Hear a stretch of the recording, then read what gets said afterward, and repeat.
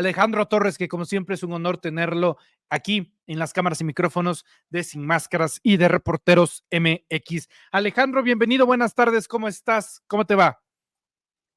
¿Cómo estás, querido Manuel? Pues con mucho gusto de estar ya por acá contigo, saludando a toda la audiencia y de estar por acá ya en Sin Máscaras. Muchas gracias, Alejandro. Preguntarte sobre esta situación en la que después de casi 5 años, bueno, no ya más de 5 años de gobierno del presidente Andrés Manuel López Obrador, por primera vez menciona el nombre de Ricardo Salinas Pliego en esta relación tipo amor-odio que ha tenido la 4T con Televisión Azteca. Eh, Se entiende porque en 2018 Azteca fue la única televisora que le daba Andrés Manuel López Obrador espacio cuando lo solicitaba López Obrador. Me acuerdo perfectamente bien que se hizo una entrevista de Javier Alatorre, Andrés Manuel, al mismo tiempo que se llevaba a cabo el tercer grado de Televisa con Ricardo Anaya, ¿no? Se le daban ese tipo de, pues digamos, eh, apreciaciones, muestras de amistad por parte de TV Azteca. Tal vez no contaban que eso no iba a ser suficiente para que eventualmente el hoy presidente de México dijera, o sea, sí estuvo muy bueno y todo, pero necesito que pagues impuestos. Y ya después de 5 años, mencionar a Ricardo Salinas Pliego ya es ligas mayores, por lo menos. Alejandro, tus primeras impresiones sobre este encontronazo. Sí, pues como tú bien dices, viene de tiempo atrás la relación que tiene el presidente López Obrador con Ricardo Salinas Pliego y aún más que esta entrevista que tuvimos, que vimos con Javier Alatorre en 2018 cuando transcurría la campaña del hoy presidente Andrés Manuel López Obrador.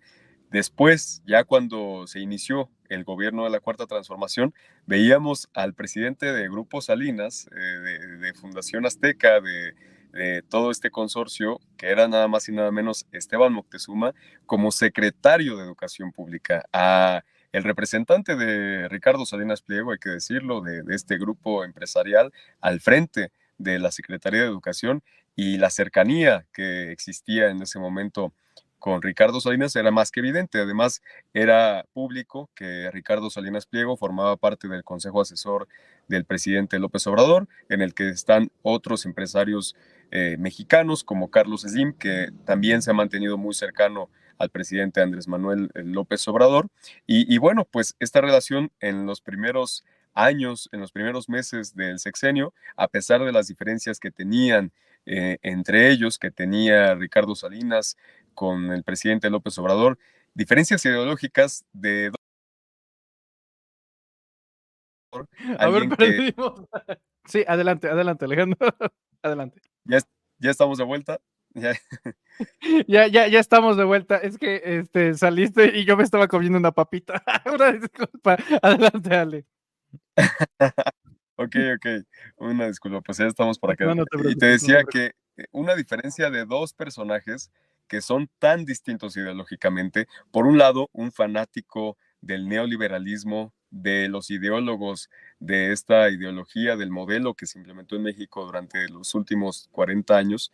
Y por otro lado, alguien que tiene un origen muy distinto, que ha venido de toda una vida de activismo, de la lucha social, de ser más que un líder político, un líder social, el líder social más importante de la historia, alguien que cree en el estado del bienestar, en fortalecer al gobierno y que garantice los principales derechos sociales en nuestro país, como lo es el presidente López Obrador. Pero a pesar de esas diferencias, pues los unió el hecho de que el país tenía que transformarse, tenía que salir de la corrupción en la que estaba inmerso, y con todas estas concesiones que se le dieron a Salinas, pues avanzó el primer tramo del sexenio con incluso la posibilidad de que Banco Azteca fuera el banco con más sucursales del país, por supuesto, como las tenía en su momento, para poder hacer llegar a los adultos mayores y a las personas con discapacidad los programas del bienestar. Al final de cuentas, el objetivo era poner en marcha el estado del bienestar, todos estos programas que quería el presidente López Obrador hacer llegar a la población, y se utilizó a la red del Banco Azteca, que era pues el que tenía presencia en la mayor parte de comunidades del país, hasta julio de este año, en el que el Banco del Bienestar que crea el presidente López Obrador se impone a Banco Azteca y termina siendo ya al día de hoy el Banco del Bienestar, el banco que tiene más sucursales en nuestro país. En tan solo, estamos hablando de 4 años, 3 años en los que el Banco del Bienestar se consolidó como el banco con mayor cantidad de sucursales para no depender precisamente de la banca privada. Yo diría que la ruptura con Salinas Pliego no viene de hoy, que ya el presidente lo nombró formalmente, sino viene de mucho tiempo atrás, desde O que sea, se ¿y dejó tú de crees que es depender. por el tema de los bancos? Claro, en buena medida es por el tema de los bancos. Hoy en día ya no es secretario de Educación Esteban Moctezuma. Vimos un cambio muy radical de la política educativa desde que salió él de la Secretaría de Educación, nada más y nada menos que después vino la maestra Delfina Gómez a sustituirlo y lo mandaron a Esteban Moctezuma a Washington. Entonces, creo que la operación política del presidente López Obrador ha sido muy inteligente, justamente para que en el primer tramo del sexenio pudieran llevarse a cabo los cambios, los avances que él tenía en mente, y ahora que el gobierno ha logrado fortalecerse y ha logrado dejar de depender del poder político privado, del poder neoliberal, pues ya hay otro trato con estos personajes y lo que tienen que hacer es simplemente cumplir la ley y pagar los 25,000 millones de pesos que debe de impuestos Ricardo Salinas Pliego, porque como dice el presidente, hasta los mismos empresarios que sí han pagado le pueden reclamar, así como le puede reclamar cualquiera de los contribuyentes que nos están escuchando y que pagamos impuestos todos los días. Correcto. Alejandro, no es secreto que Ricardo Salinas ha estado jugando una especie de roleta rusa en los tiempos de la 4T. Se ha ido contra Citlali Hernández en comentarios francamente deleznables. Recientemente con Viri Ríos, ¿no? Viridiana Ríos, se puede estar de acuerdo o no con Viridiana. En algunas partes sí, en algunas partes no, pero pues igual tiene esta necesidad de mostrarse como un ser tan despreciable como puede resultar ser en redes sociales. Preguntarte, Alejandro, si esto no abre la compuerta a que Ricardo Salinas ya de una vez no tenga reparo en irse incluso contra la propia institución federal, con Presidencia de la República o con Andrés Manuel López Obrador, porque hay que decirlo, todo aquel que se ha ido directo a un enfrentamiento, a un confrontamiento con el presidente Andrés Manuel López Obrador, es un camino de no retorno. Es un camino de no retorno y normalmente si alguien quiere jugar a las vencidas, no le suele salir bien. Para muestra un botón y ahí está Norma Piña, que hasta terminó benevolente Andrés Manuel en decir, bueno, ¿qué tal si los fideicomisos los donas a Acapulco y ahí muere, ¿no? Y dijo Norma Pilla, gracias a Dios, claro que sí, ¿cómo de que no? ¿No? ¿Tú crees que Ricardo Salinas, ya casi que termine este sexenio, este gobierno de Andrés Manuel López Obrador, se anime a ese tiro o se la va a aguantar?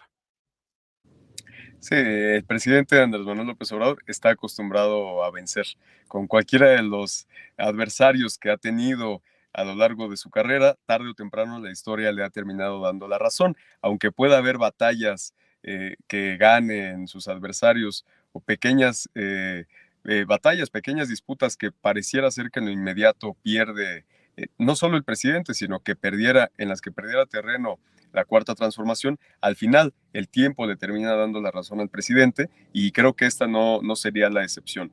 Ya llegamos a un momento en el que está muy debilitado el poder económico y el poder mediático principalmente. Hemos visto en los últimos años cómo han decaído cada mes con mes las acciones de Televisa. Lo mismo, en ese mismo sentido ha sucedido con TV Azteca. Cada vez hay una mayor independencia en cuestión a la información gracias a los medios independientes que existen, a las redes sociales y a que principalmente pues el pueblo está más despierto cada día y depende menos de estar informado a través de los medios de estos oligarcas como Ricardo Salinas Pliego. Por eso se han visto también en la necesidad, como lo ha hecho Salinas, de crear hasta sus propias instituciones educativas chafas, como es la Universidad de la Libertad, que anda ahí queriendo crear Salinas Pliego ante la supuesta amenaza del comunismo que representa la nueva escuela mexicana y todo esto a lo que temen, que es nada más y nada menos que el regreso del Estado en la rectoría de estos derechos que son derechos fundamentales como el de la educación en nuestro país y que cada vez haya una menor dependencia pues hacia los entes privados y a la falsa filantropía también que han promovido estos empresarios como Ricardo Salinas, que no ha sido más que el uso de recursos públicos para promover supuestamente el arte, la cultura, la educación, como lo hacían con las orquestas de Fundación Azteca.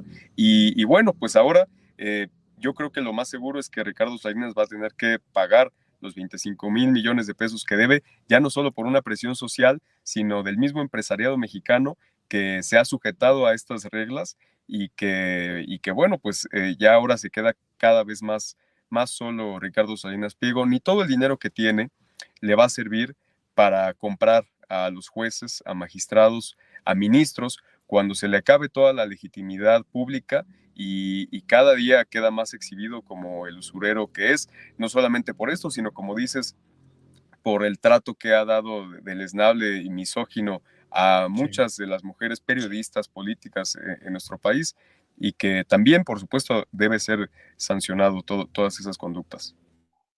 Em, Hay que revisar, Alejandro, el tema de la concesión. Te lo pregunto por lo siguiente. Televisión Azteca básicamente se ha utilizado, digo, cualquier empresa se utiliza para fines personales, la gran mayoría, ¿no? Pero en el caso de Azteca me parece muy cínico porque cada vez que tiene un problema Ricardo Salinas con algo o con alguien, utiliza a Javier Alatorre para que, ve, ataca, ¿no? Literalmente, ¿no? Yo me acuerdo de este pleito que tuvo con el dueño de la Reforma, Alejandro Junco de la Vega, a tal grado que Hechos con Alatorre sacan un reportaje de la hija de Alejandro Junco con la relación que tenían con la secta Netzbion de Kate Rainier. Y digo, sí es cierto, pero oye, eso en televisión nacional, no por interés periodístico, sino porque el Reforma estaba atacando a TV Azteca como respuesta de Ricardo Salinas, o ya hablabas de los libros de texto, solo porque no les gustó, puso a Javier Alatorre a decir que era comunismo, o porque no le gustó también las restricciones del COVID-19 y utilizó a Javier Alatorre para decir, no, ya no le hagan caso a Hugo López Gatell. Es decir, tienes a todo un engranaje, a todo un medio de comunicación al servicio de lo que opine un solo hombre. ¿Qué tan factible es discutir o consultar el mantenimiento o la revocación de la concesión que actualmente tiene Televisión Azteca?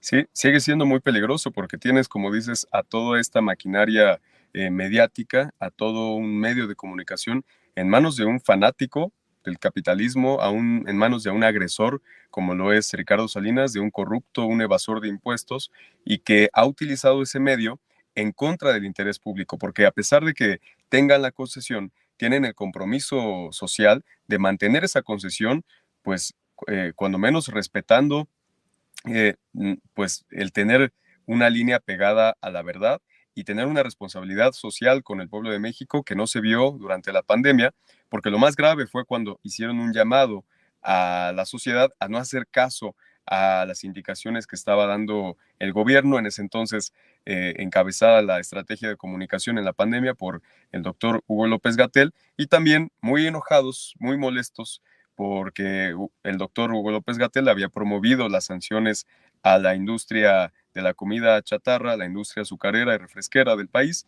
y todo esto les ha molestado mucho. No quisieran ser tocados ni con el pétalo de una rosa, y la reacción conservadora siempre viene muy agresiva y mucho más violenta de lo que se hace en favor del pueblo de México. Por eso es que esta concesión, claro que debería revisarse, porque no es propiedad privada de los medios de comunicación, sino que es propiedad pública. Y justo en este punto del sexenio, en el que faltan muy pocos meses para que termine el sexenio del presidente López Obrador, conviene preguntarnos si no es el momento más adecuado para fortalecer la capacidad de los medios públicos para recuperar estas concesiones que se han dado a estos oligarcas, cuando ya estamos a algunos meses de que no tengamos mañanera, al menos tal y como lo ha sido hasta ahora.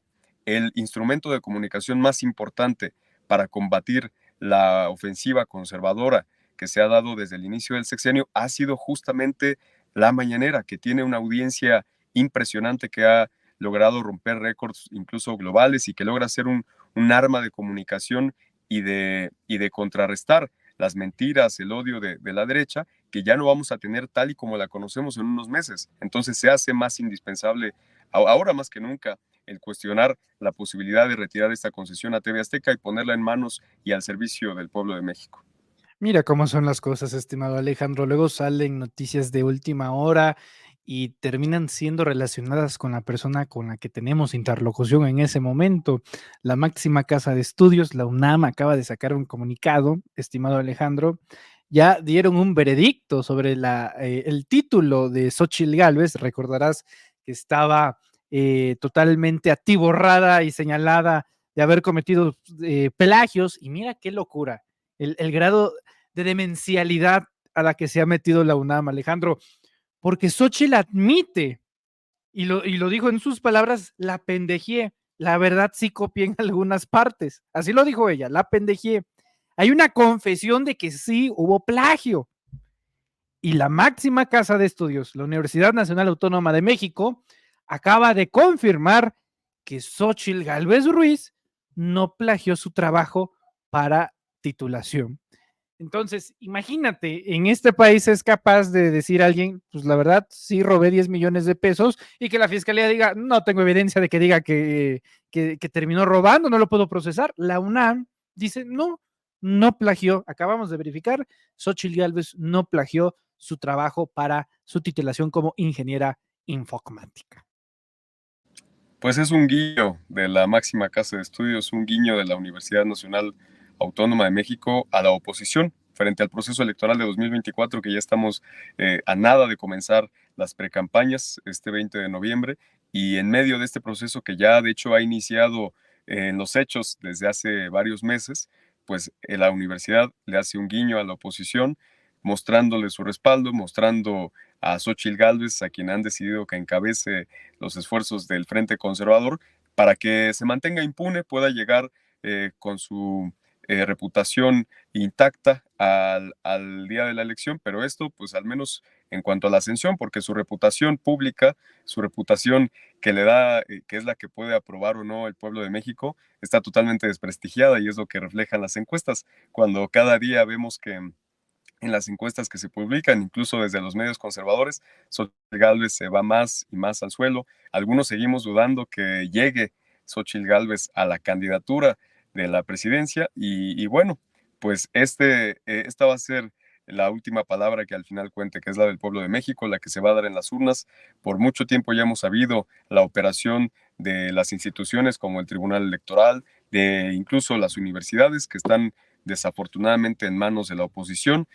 La propia UNAM está en estos días en medio del proceso de sucesión de la rectoría y a pesar de la voz que se ha escuchado de parte de la comunidad en contra del autoritarismo y de la falta de democracia que existe para la elección del rector, en la que quieren volver a imponer a alguien cercano a esa cúpula corrupta, a esa burocracia dorada, y a que nada cambie en la universidad, pues en medio de este proceso la oposición hace un guiño a la rectoría de la UNAM, hace un guiño a la oposición para que pues se vea el respaldo que mantienen al régimen de corrupción y de privilegios. Entonces, pues es más de lo que hemos seguido viendo, ya no nos sorprende lo que hace la UNAM y aún así vamos a seguir denunciando lo que se haga y si no es en este sexenio que se logra la transformación de la UNAM, estoy convencido de que más temprano que tarde venceremos también allí en la UNAM y lograremos poner esa universidad al servicio de la nación, que es quien al final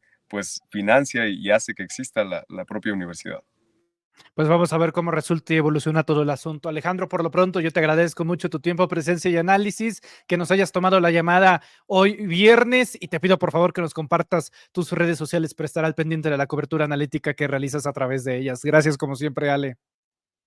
Te agradezco mucho, querido Manuel, te mando un abrazo muy fuerte a toda la audiencia y nos estamos viendo por acá y leyendo en las redes como @Alejandro4T y pues nada, un abrazo fuerte. Muchas gracias, Alejandro. Es Alejandro Torres hablando con nosotros sin máscaras a través de los reportes.